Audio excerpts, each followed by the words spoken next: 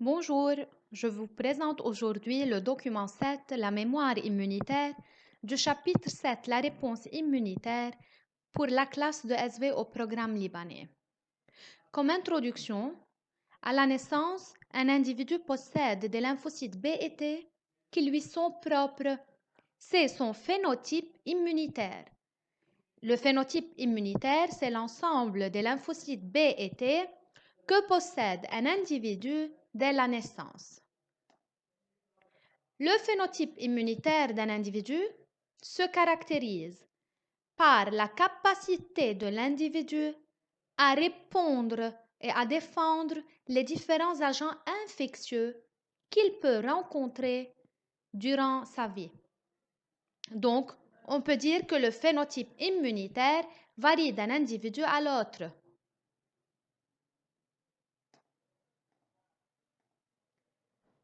L'immunité spécifique, que ce soit immunité humorale ou bien à médiation cellulaire, elle confère à l'organisme un état de résistance durable grâce aux lymphocytes mémoire produits lors du contact avec un antigène ou bien lors de la rencontre avec un antigène. On parle alors de mémoire immunitaire. Et ce qu'on va voir aujourd'hui, c'est quelles sont les caractéristiques de cette mémoire immunitaire et comment l'organisme peut se souvenir du premier contact avec l'antigène. Et donc les problèmes à résoudre sont: quels sont les mécanismes qui permettent à l'organisme de se souvenir d'un premier contact avec un antigène? Quelles sont les caractéristiques de la mémoire immunitaire qui fait partie de ce mécanisme-là? Ensuite, comment peut-on utiliser les caractéristiques et les mécanismes de la mémoire immunitaire pour se protéger préventivement contre un agent pathogène? Comment prévenir une deuxième infection par le même agent pathogène? Et enfin, on va voir comment évolue, comment varie le phénotype immunitaire au cours de la vie. Tout d'abord, la réponse immunitaire spécifique, que ce soit à médiation humorale ou bien à médiation cellulaire, elle comporte en fait deux réponses. Une réponse primaire et une réponse secondaire caractérisée par la mémoire immunitaire. Donc la réponse secondaire, c'est la mémoire immunitaire créée suite à la réponse primaire. Donc la réponse secondaire, elle suit la réponse primaire. La réponse primaire, c'est la réponse immunitaire spécifique déclenchée lors du premier contact avec l'antigène. Par exemple, si un antigène noté A pénètre dans le corps pour la première fois, il n'y a pas encore de lymphocytes spécifiques pour cet antigène-là. Donc, ce sont des lymphocytes naïfs qui vont s'activer, qui vont se développer et ça va prendre du temps. Ça va prendre du temps pour qu'on fabrique, pour que notre système immunitaire fabrique des lymphocytes spécifiques à cet antigène-là. Et donc, on parle de réponse primaire. Maintenant, si ce même antigène noté A pénètre dans le corps une deuxième fois, peut-être après quelques semaines ou bien après quelques mois et même après quelques années, déjà le corps a fabriqué, grâce à la réponse primaire, des lymphocytes mémoire. Et donc, c'est eux qui vont déclencher la réponse secondaire contre ce même antigène. Ce qu'on va voir aujourd'hui, c'est quelles sont les caractéristiques de la réponse primaire et quelles sont les caractéristiques de la réponse secondaire déclenchée lors des rencontres ultérieures avec le même antigène. Voilà des expériences qui illustrent le déroulement de la réponse primaire et de la réponse secondaire spécifique de la toxine tétanique. Cette toxine, je vous rappelle, cette toxine est sécrétée par une bactérie appelée Clostridium tetani qui est responsable du tétanos.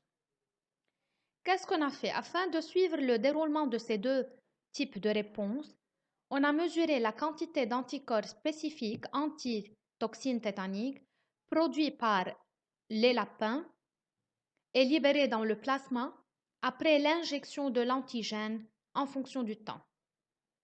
La question est interpréter les résultats des expériences suivantes. Ensuite, en dégager les caractéristiques de la réponse immunitaire primaire et secondaire, surtout secondaire.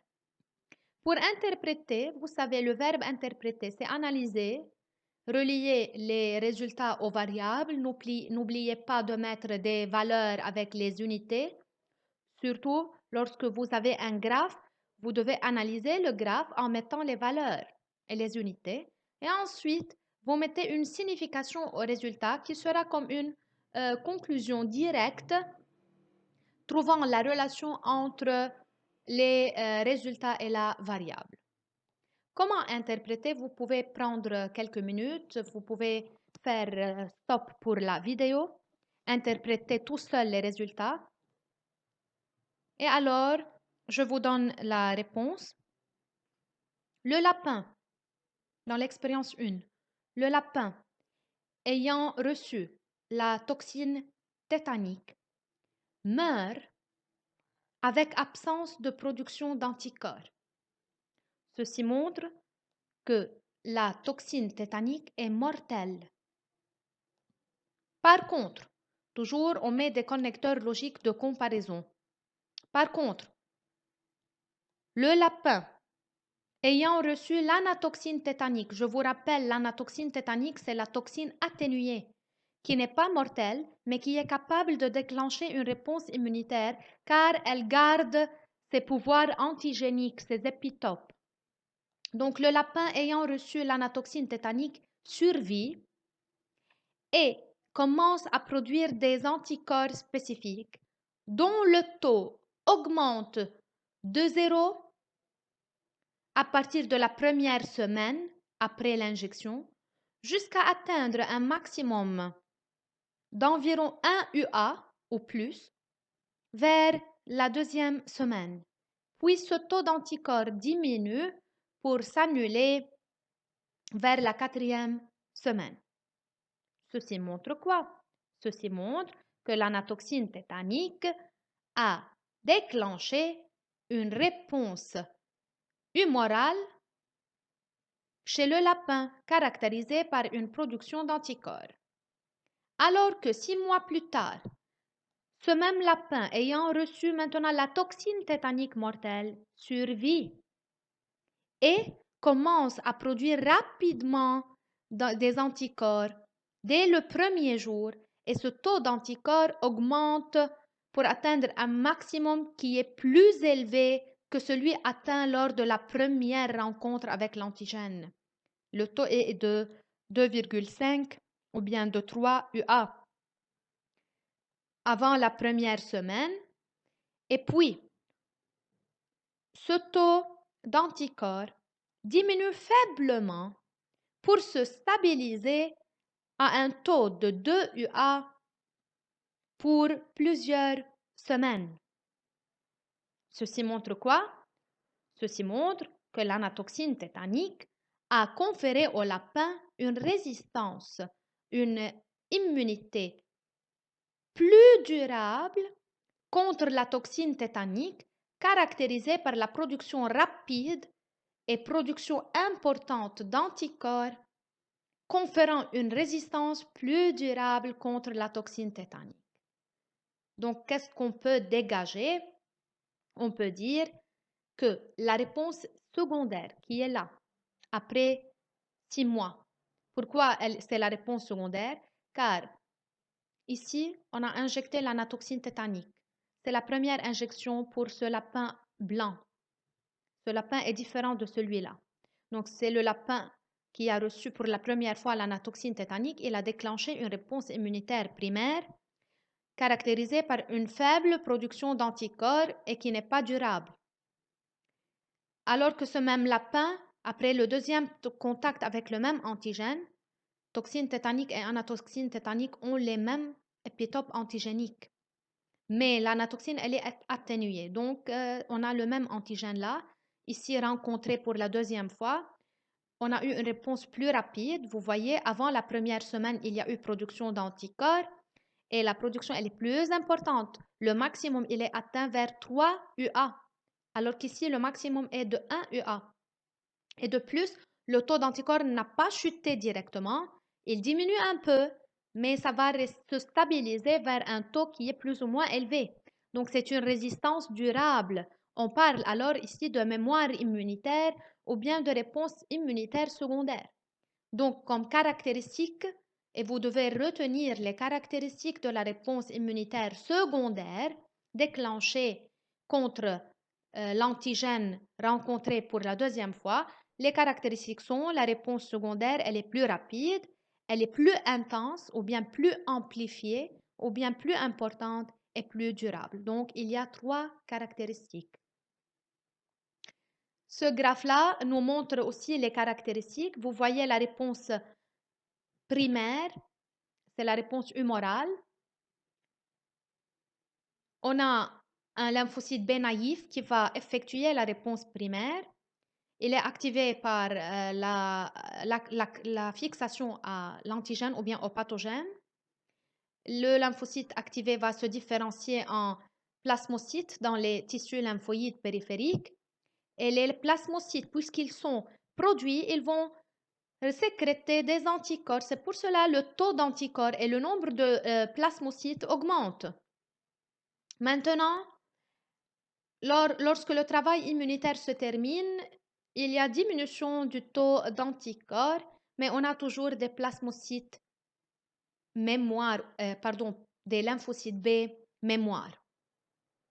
Lors d'une infection répétée par le même antigène, ce sont les lymphocytes mémoire maintenant qui vont déclencher la réponse immunitaire secondaire. Puisqu'on a déjà des lymphocytes B mémoire préservés qui sont spécifiques au même antigène, donc on n'a pas besoin beaucoup de temps pour déclencher cette réponse. Déjà, les lymphocytes B mémoire sont prêts, ready, pour défendre contre cet antigène-là. Et donc, leur nombre va augmenter. Il y a un plus grand nombre de plasmocytes sécréteurs d'anticorps. Donc, le nombre ou bien la quantité d'anticorps va augmenter davantage pour atteindre un maximum plus élevé que celui observé durant la réponse primaire. Et alors, la diminution des taux d'anticorps, elle est faible. Il n'y a pas une chute rapide. Là, on a toujours des plasmocytes mémoire qui seront préservés lors d'une troisième infection ou bien d'un troisième contact avec le même antigène. Nous continuons. Aussi, c'est un graphe similaire. On voit que le système immunitaire réagit plus efficacement lorsqu'il rencontre un agent infection pour la deuxième fois ou bien la troisième fois que lorsqu'il est en contact avec lui pour la première fois. La réaction est beaucoup plus rapide. 3 jours par rapport à 7 jours. Regardez, ici, au-delà de 7 jours, après le premier contact avec l'antigène, que la réponse spécifique se déclenche, il y a ici un temps de latence nécessaire au recrutement des lymphocytes B naïfs spécifiques et à leur développement.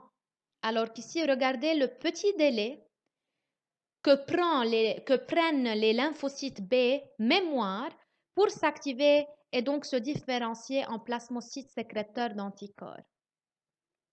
On dit ici que la réaction elle est beaucoup plus rapide.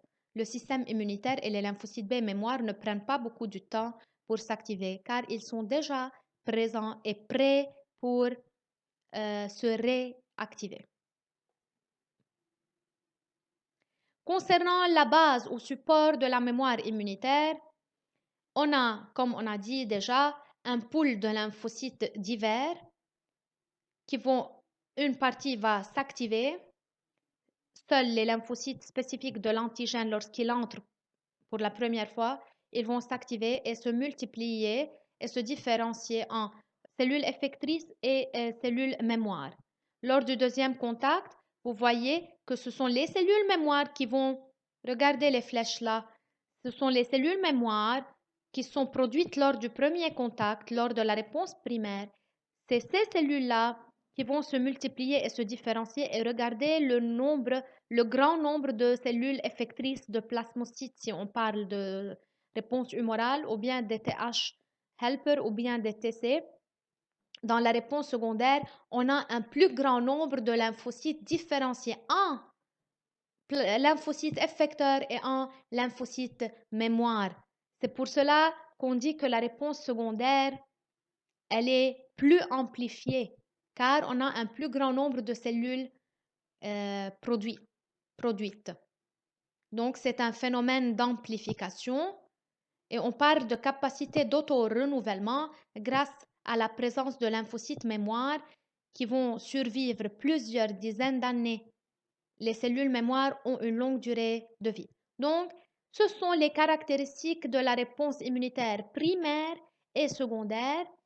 Et la réponse secondaire, elle est plus importante et elle a un rôle très important pour conférer à l'organisme une protection, une résistance plus durable contre le pathogène.